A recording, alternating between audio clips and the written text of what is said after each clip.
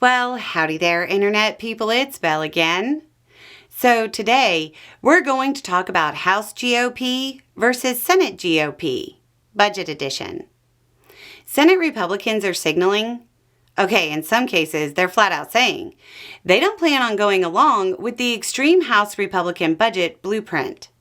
And because of that, for once, I have some at least partially good news for y'all. Earlier in the week, Senate Republicans started making it clear that they weren't going to accept the House budget reconciliation package as is. Using the budget reconciliation tool is realistically the only way for Trump to get his agenda through. Without using it, Democrats can easily stop a package from moving forward.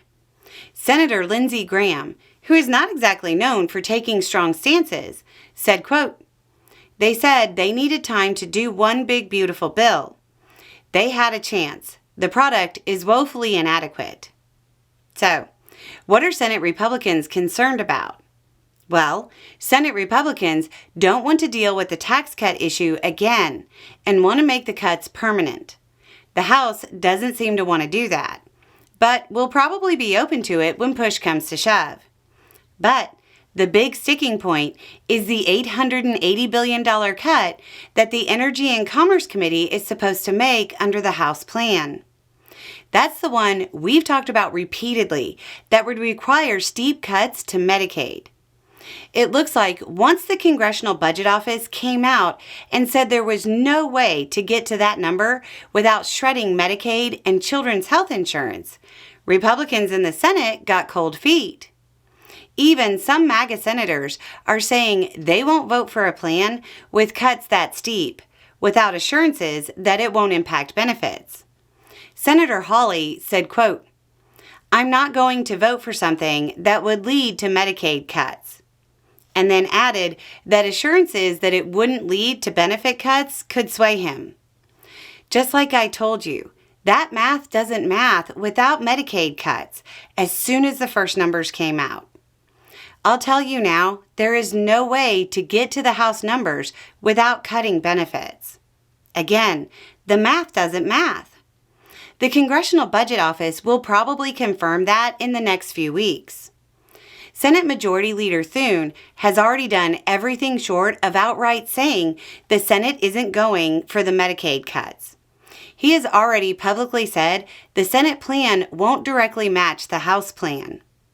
So by now, you're probably wondering why Republicans are suddenly defending Medicaid.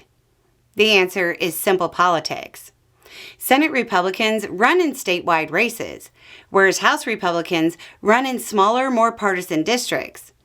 Deep cuts to Medicaid are likely to end a number of senators' careers because the people impacted by the cuts will turn out to vote against them in numbers big enough to swing their election. They're not really protecting Medicaid or you.